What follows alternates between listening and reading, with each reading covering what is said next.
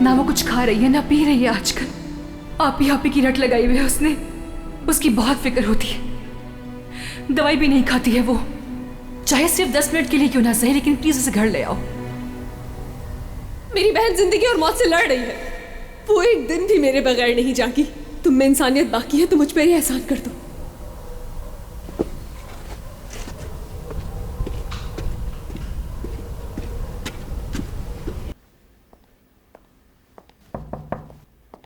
कौन है? रियान, मैं हूं, दरवाजा खोलो।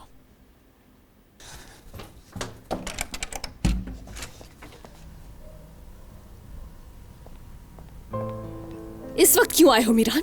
मुझे मजीद अजियत देने आए हो तुम यहां? नहीं, तुम्हें तुम्हारी बहन से मिलवाने आया हूं। कैसे? सच बोल रहे हो? वाकई लेकर जाओगे तुम मुझे वहां? ले जाऊंगा। गुल जब से हॉस्पिटल से वापस आई है वो बिल्कुल भी खाना नहीं खा रही है। Thank you so much Meeran, thank you so much.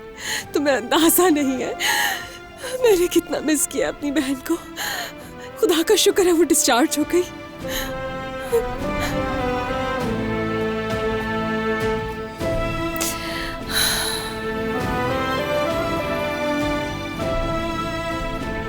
मुझे देखकर कितनी खुश हो जाएगी।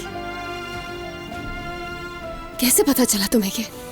बस पता चल जाएगा, हम जाएंगे वहां, ठीक है? मतलब हम हवेली जाएंगे? लेकिन तुम्हें पता है ना अगर वहां गए तो?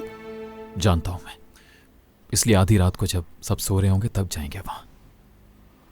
लेकिन कुछ बातों का ख्याल रखना होगा। किन बातों का? तुम्हें गुल से सिर्फ 20 मिनट मिलना होगा, फिर उस हवेली से हम दोनों निकल कर वापस आ जाएंगे। इस बात का ख्याल रखना है तुम्हें, ठीक है? इससे ज्यादा रुकना भी चाहूं तो नहीं रुक सकती। अगर दादा जान ने देख लिया, खैर कोई बात नहीं।